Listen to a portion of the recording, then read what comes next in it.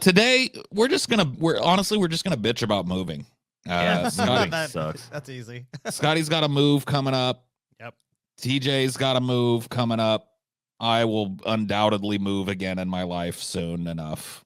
And we've all moved a fucking billion times. I've moved so many times. I figured we would probably be pretty well placed to just kind of like make a comprehensive list of everything that sucks about moving. Easily. I like how I like how even with this like cutesy cartoon, they made sure to make this woman have a fucking big ass that you could like look at and stuff. Even though it's like there's nothing sexual about this whole thing and it's just like clip art level. She is on her hands and knees. Yeah. That's kind of sexual. She's wearing they made sure to make sure that you could see like, yeah, look at them ass cheeks though. You know, it's like, okay. That dude is, I mean, like, look, he's pretending to look at those binoculars, but the covers are on. He's actually like, yeah, not only that, but like, it's pretty hard. Like, it's pretty hard to like walk forward while you're like looking through binoculars because like you can't really see what you're doing at that point. Well, whatever. God, taking it too seriously. You tiptoe, especially. It's like. Now I'm staring at this fucking ass. God damn you, TJ. Sorry. I didn't even notice Enhance the ass. Jesus. Look at the fucking size of that thing. I know. It's like, I mean, come on. That artist was donk.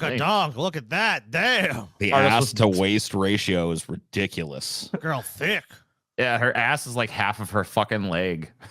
It's like, all right. So anyway. I split this up into like 10 different discussion topics, and if there's some that I missed, we can add them in as we go. But I try to go like chronologically, basically. So the first thing that sucks about moving is finding a new place to live, right? Yeah. Oh yeah. 100%. Which for my dollar has actually become harder over the course of my life for whatever reason. Dude, I can tell you, you're right about that. It used to be, and I'm talking about like back when I made basically no money and shit, I could find a place easier than I can find a place now. Mm-hmm. So yeah, that's the first kind of object of discussion today. Finding a place to live. Why does it suck? Well, another thing too is that like it's kind of related to it is that if you rent, which I think all of us pretty much have for most of our lives. Yep. A lot of times your landlord, they want some advance notice and shit about when you're leaving. And it's like, okay, but I don't want to give you advance notice when I don't even have another place secured yet. You know what I mean? Yeah, it's a catch-22. Yep. Yeah, they like put you in this real catch-22 situation where it's like, okay, I got to find a new place, but I got to give advance notice to my old place. But then to find a new place, I have to tell them about my other my landlord so that they can call them or whatever. And to secure the other place, it's like they're gonna want you to put a deposit down. They're gonna want money. So it's like you're basically paying for two places at once. Right. So you got to do like a real delicate, balancing act and stuff. And a lot of times you think like, well, maybe I'll just try to find a place in advance, but then, it's like a lot of times the places that you're looking at, they want someone to move in quick because they're looking to fucking, get someone else in that unit as quick as possible.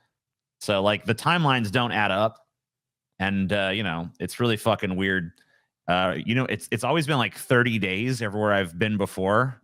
The place that I just signed a lease at is like 60 days. I'm like, I've had that. Yeah. There ain't no way you get no damn 60 days notice because I'm like, what the fuck? It's not going to be possible. Well, I feel like if you buy a house, then that probably would be possible. Yeah, probably so. I feel like that type of shit is just them trying to enforce courtesy on you. Like, fuck you. You don't deserve my courtesy. You're a landlord for a living. And not only that, but like, I'll fucking give them, I'll give them some notice, but I'll tell you when I'm moving, when I've found a new fucking place. Exactly. Yeah. You'll be one of my first calls when I find a place. How's that?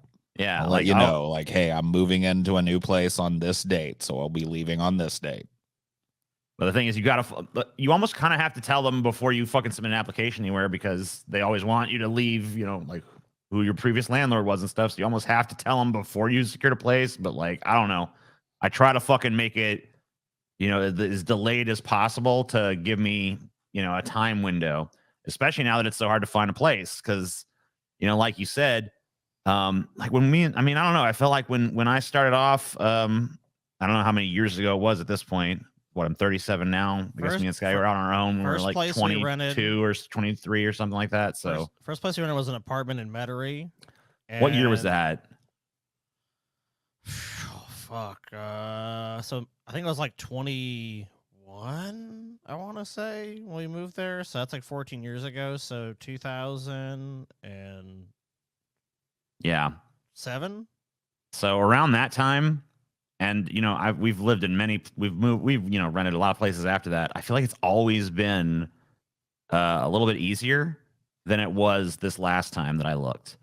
This last time I looked, it was one of the hardest times I've ever fucking had to just like rent a place. It's been like, it was so fucking hard to just locate. There was so much other competition.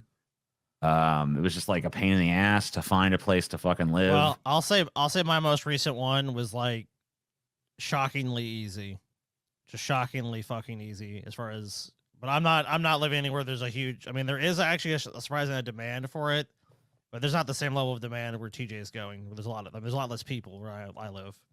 Yeah, I just noticed it's like really hard now. And then like you look at so many places and like you can't judge a place by the pictures and stuff because like there's always gonna be stuff there that's like you're not gonna fucking foresee. Like a lot of places, like they think they could cut a good picture, but like you go in there and it's like they fucking like stink or something, you know? It smells like rotten fish or some shit, or it smells musty. Yeah, like in this most recent fucking process, I literally fucking went into a place that smelled like piss and shit in the entire house. Oh, so someone owned animals and wasn't taking care of it properly. No, we found out the water heater like exploded at one point.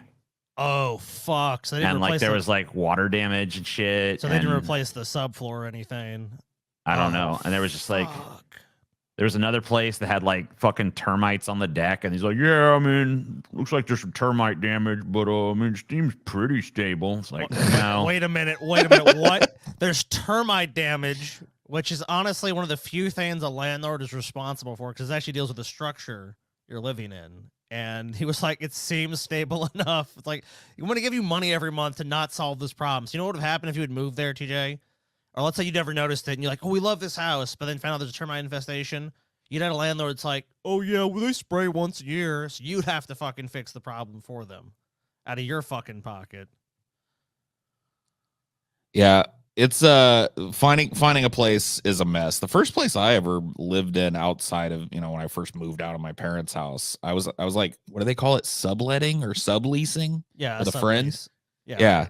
So a friend had an apartment, and I was just living in that apartment unbeknownst to the people that owned it. You know what I mean? Yeah. Which I don't know, like it's not something I would ever do now, but yeah, I'm glad my first act as a renter was sticking it to somebody. You know what I mean? Yeah, like this is. I mean, let's be real. Like you can't. I mean, nobody is 100% upfront with their landlord because there's so many weird fucking provisions and shit that it's like really tough. You know, well, especially like I think one of the reasons I was able to get away with it for as long as I did, because I probably lived there 2 years or something like that. Oh fuck, that's a long time. Maybe a little less than that, honestly, now that I think about it, but it was close to it. And it was just one of those big giant apartment complexes, you know what I mean, where like the people that are there running it, they don't own it, so they don't really care as much, and the provisions are not as, you know, it's easier to get around shit like that. Renting from, like when you start talking about renting from like an owner, like just a civilian owner or whatever, they're not renting a bunch of apartments. They just, well, because it's just, that's what, if you want to rent a house, that's pretty much what you're gonna have to deal with. And every last one of those motherfuckers, it's like their house is their like golden baby, and they've got a billion different fucking provisions that you're you know, asked to follow. Some of them are just absolutely ridiculous. You know what the ones in my lease was that no loud music, right? But actually no loud music produced from a phonograph. A phonograph was actually specifically mentioned in my lease, and I'm like, so if I start blaring a phonograph, that's grounds for violation of this lease. I love that. But any other loud music is fine. Just no phonographs, please. Well, they mentioned some other devices, but they went etc. Part of that, honestly, Paul, it's part of the appeal of the house I just rented was the people are military. They're going to South Dakota, and it's like we never want to come back here ever again. And it's a property management company. I'm like, okay, good. These people don't care about this place at all. They're looking at their retirement or whatever bullshit, or like military retirement. Not actually retirement people. People in the military for 20 years. So like people like probably 40. A fucking phonograph, bro. Yeah, but I saw that. I was like, a fucking phonograph, really?